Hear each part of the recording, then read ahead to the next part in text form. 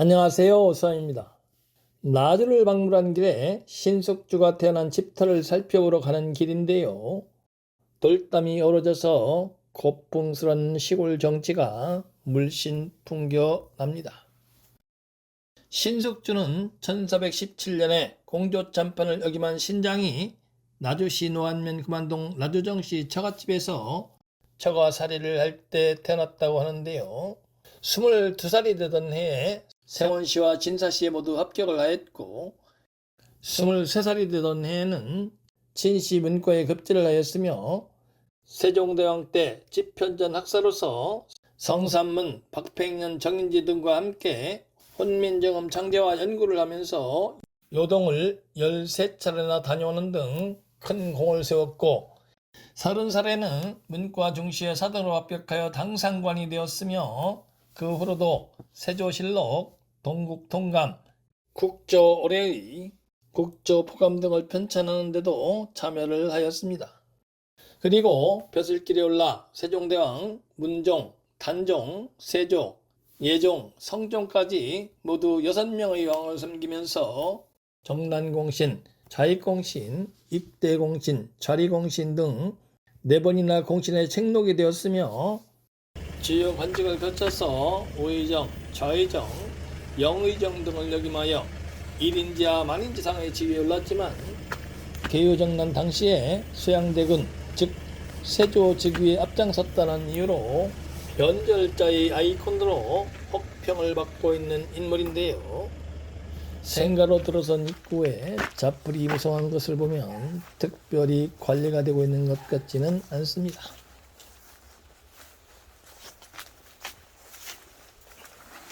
마당에도 자풀이 무성하네요. 신숙주가 태어난 지 약 600년이 지났으므로 그동안 수많은 변화가 있었을 것인데요. 생가가 아주 예스러운 기와집의 모습은 아니네요.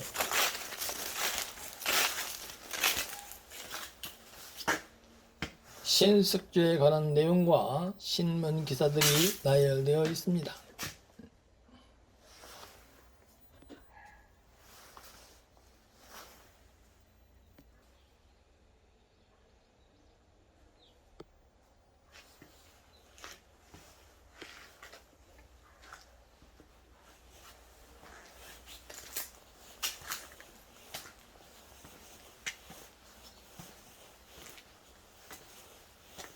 집 뒤편에 대나무가 빽빽하게 자라고 있어서 들어갈 틈이 보이지 않습니다.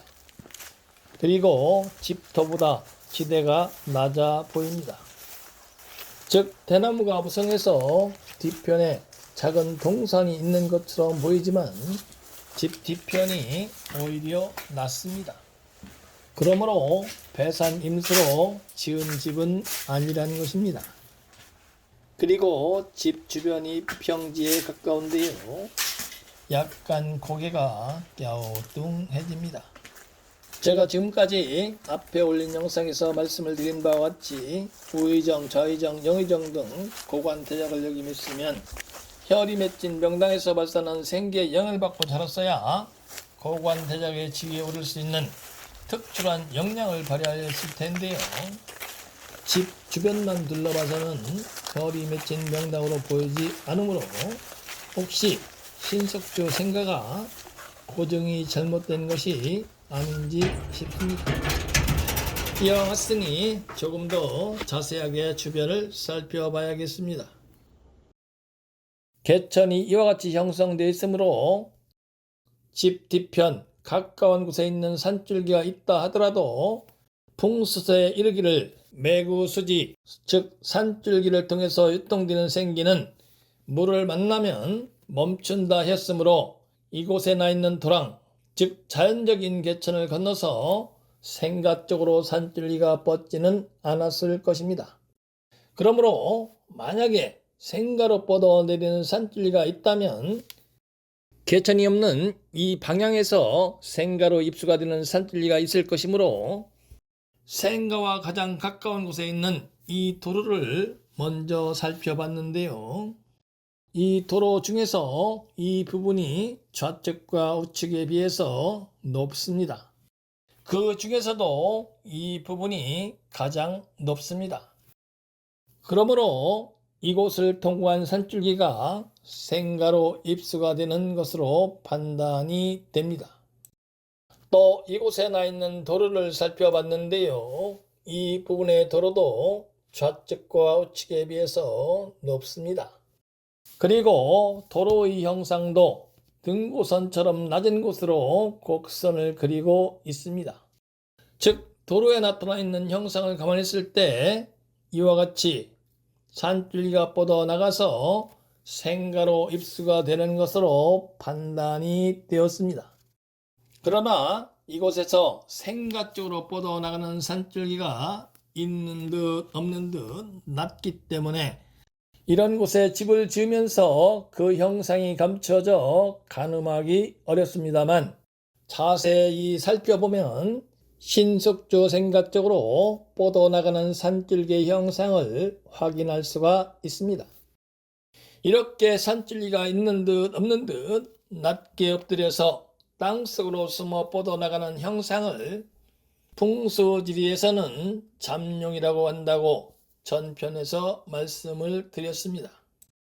그리고 집 뒤편 개천 바로 옆에 낮은 산줄기가 서쪽에서 서북, 북쪽으로 선회를 하면서 휘감아 감싸고 있으며 또 이와 같이 낮게 뻗어내린 산줄기가 넓게 환포를 하면서 감싸고 있으므로 명당이 될 수 있는 외부적인 요건을 갖춘 셈입니다. 그러므로 예전부터 이곳에 커다란 마을이 형성되어 있었던 것으로 판단이 됩니다. 신석주가 되는 집터를 처음 살펴봤을 때는 형편없고 초라한 터로 보였지만 하나하나 뜯어서 상세하게 살펴본 바 명당의 면모를 갖춘 집터로 판단이 되었습니다. 이런저런 형상들을 살펴본 후 현장에서 점검을 해본 바 신석주가 태어난 집터는 절이 맺힌 명당으로 판단이 되었습니다.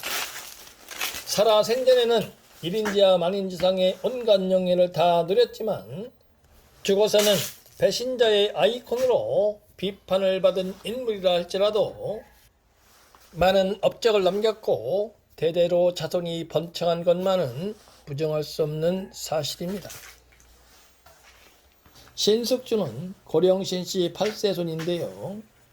4세 고조부 신사경은 정삼품 대정문시호군을 역임했고 5세 증조부 신덕리는 정삼품 전설을 역임했으며 6세 조부 신포시는 정삼품 공조첨의를 역임했고 7세 손 부친 신장은 종이품 공조참판을 역임하였으므로 대대로 정이품 이상 장관급에 오른 인물은 없었다고 할 수가 있는데요. 신석주가 혈이 맺힌 명랑에서 태어나면서 일약 정승의 반열에 올라 명문가로 발돋움하였습니다. 요즘 한 줌도 안 되는 자신의 생각과 상식을 잣대로 풍수를 배척하고 비난을 일삼는 분들이 많은데요. 참으로 한심하기 짝이 없는 철부지 같습니다. 누구나 타고난 소질을 개발하고 끊임없이 노력하고 정진하면 작은 성공과 작은 부를 축적하여 소소하게 행복한 삶을 영위할 수가 있습니다. 그러나 지중해 왕인 명당에서 발산하는 생기 충만한 곳에서 잉태하고 두뇌가 형성되는 어린 시절을 보내야 인중의 홀이 탄생하고 그로 인해서 대부대기하여 명문가로 발돋움할 수 있다는 것을 알아야 합니다. 지금까지 성의풍수경 영상 경청해주셔서 감사합니다.